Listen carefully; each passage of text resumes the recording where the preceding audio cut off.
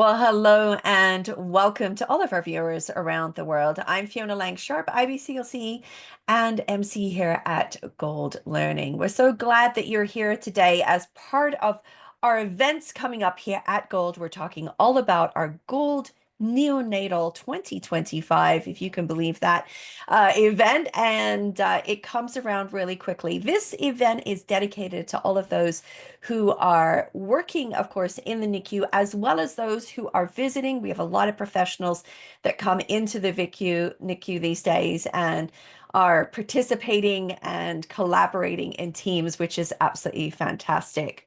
Well, Dr. Emma Olsson is here with us today. She is going to be part of a very special package that is going to be here as part of our neonatal conference. And you can find out all the details about what's happening at the event. And then, of course, with our keynotes coming up, as well as our add-on packages here at Gold by heading over to goldneonatal.com. Super easy. Just pop it in your browser. You can check out all the dates as well. Registration is open now. Plenty of time for you to come and join us for those live events.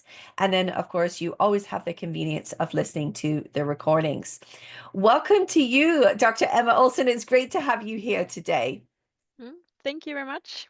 Yeah, thank you, Emma. And of course, I know you're part of this add-on package, which is dedicated to pain in the NICU. And you're actually talking about pain recognition and assessment in the NICU, tools and parental engagement, which is such a great topic. And I think, for a topic that has been developing for some time, but wasn't always the first mindset when we were looking at pain. Parental engagement, by far was not something that we were really looking at. We were trying to still organize what it looked like to even what pain looked like in our neonates. So it's exciting to see that we have this element as well. But I wanted to ask you some specific questions today, just so that we could kind of understand what you're going to be talking about and what you're going to showcase as part of your presentation. So maybe you can just talk a little bit about some of those challenges in recognizing when a newborn is even in pain. It seems obvious, but is it? Can you tell me a little bit more? Absolutely. The most difficult thing is, of course, that the newborn infant is never going to be able to tell us if he or she is in pain. That would be very much easier, but that's not the case, of course. So it's up to us to try to decipher these signs that the infants will show when they are in pain, and it's it has quite a few challenges. It's depending on how early you were born. When you're extremely preterm, you have very small behavioral cues. They are not as strong as when, for example, a full-term infant shows signs of Hmm. pain. So that's one challenge. Yeah. I was wondering, Emma, when I was thinking about a neonate in pain, are there not obvious things like blood pressure or things like that that would indicate pain? And why are those measurements just not enough today? Because I feel like we know so much more. But those were some gauges that we used in the early days. So in those advancements, what drove us to want to know more about it? What were we missing, do you think, in practice? Mm. When you talk about blood pressure, for example, and we Hmm. also looked at heart frequency, but Right, the problem with those variables is that they can be affected by so much other things than just pain. right. Maybe the infant is very warm in the incubator. You will see a Mm, rise in the heart frequency, for example. So these more physiological features might be a sign of something else than pain. It's difficult right. to know. They are not that pain specific, that, for example, the behavioral signs of pain. Sure, sure. So, what type of tools are we using today or scales that are helpful in assessing? And are these tools? I know you're going to share a little bit about them, but my add-on question is really: are they accessible? Does every NICU carry them? What are we looking like today in an average neonatal unit? Mm. I would say that most neonatal units will have some sort of pain scale. Mm-hmm. Uh, that's not saying that they use them as much Ah, as we would like. okay, So yeah, that's one problem, that sure. you have a scale, but you might not use it as much. And Yeah. I think it's important also because there are scales that are very validated. We have done Mm-hmm. a lot of research on them, but they might be a little bit complicated. So for a scale to be useful at the NICU, it also needs to be kind of easy to use. I Right. think that's important because we have a limited time available. We can't do a pain assessment if it takes like 10 minutes. We don't have that Sure. time. So that's something to take into consideration as well. Yeah. Is equity a barrier? Like around the world, does everybody have access to these types of tools? Is there a cost involved? I mean, where do we kind of stand on the international platform right now? Mm.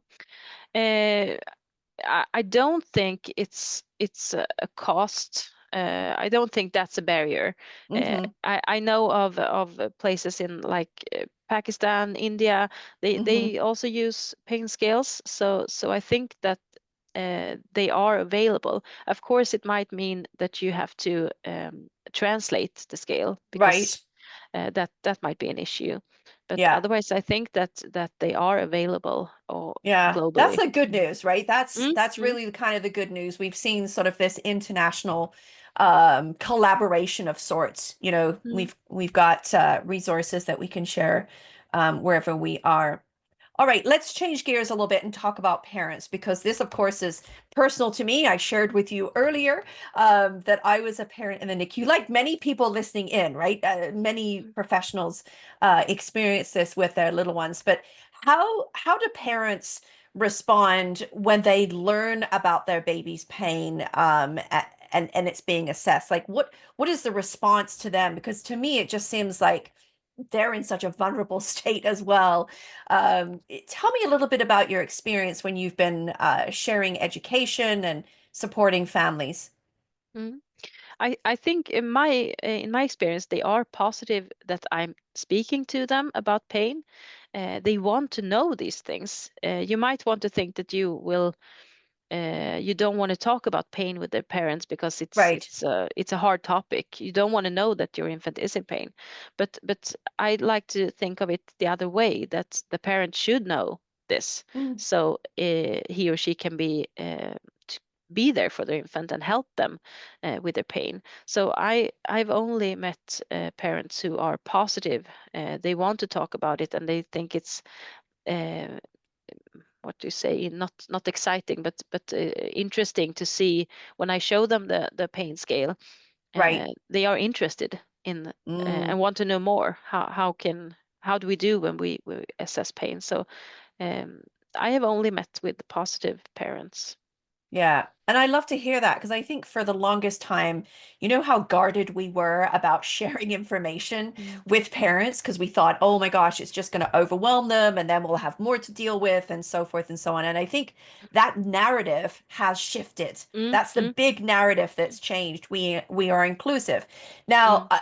let's stop right there and just let people know where you are in the world because you have a different lens or maybe a different experience.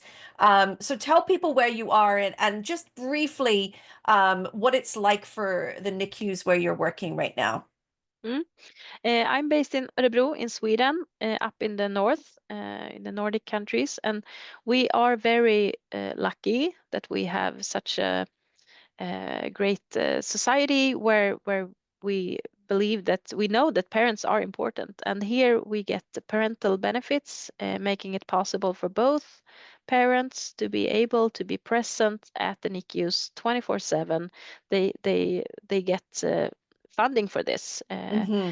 So we have a very good situation where the parents can be there with their infant. They're living with their infant in the NICU from Mm, beginning to end, making yeah, it, of course, much easier for us sure. to involve them in all aspects of neonatal care, not only with the pain part, but all aspects. All So we are things. Yeah. lucky. Yeah. Yeah. Yeah, very fortunate. And so yeah, the lens is a little bit different. However, your work continues. You still work very closely with other professionals around the world and in research and so forth and so on. So, much care is taken to think about what, those around the world that maybe aren't as fortunate to have those NICUs. But you've made those changes. You didn't start off like this, with all these benefits and engagement and facilities that were set up. That was something that progressed over time, and so it's a good and great model to continue to watch. Just wrapping things up, today, and thank you again so much for sharing so candidly with me. But is there something, that maybe one small thing that NICU teams can take to really start to include parents that in the pain recognition that's actually going to, level things up and make it better for everyone, including our little neonates, Emma? I think showing the pain scale for each and every parent. This is what we look at. This signs you can also look at in your infant. And then I have a sort of a routine for myself when I go on a shift, and I start with asking the parent, how is your little boy doing? Do you think he is in Mm, pain? So I give wow, the ball to them and ask them, and I think that will strengthen them and make them feel they are involved, but make them feel sure. more involved. So Yeah. that might be one tip. I love that. So you do like obviously you do a handoff with the staff, but you Mm, also do a handoff, a debrief with the parent mm, as well. mm, yeah. Yeah, that is phenomenal. Yeah, what a great way to get a perspective from both everybody that is involved on the team, which is amazing. Emma Mm, Olsson, thank you so much for sitting down with me here today. I wish I had more time with you, but I know that we're going to have a fabulous presentation from you. We're all learning so much from you here at Gold Neonatal. So thank you so much for your time today. It's been wonderful chatting with you. thank you very much. And thank you so much to everybody listening in. You can catch up with Dr. Emma Olsson and all of our other professionals here over on goldneonatal.com. Registration is open for this event, and of course, we have our keynote presentations coming up as well, which you can listen and access for free. And so you can head over to the website right now to goldneonatal.com. We'll look forward to seeing you online. I hope you all have a wonderful rest of your day. Bye bye for now, everyone.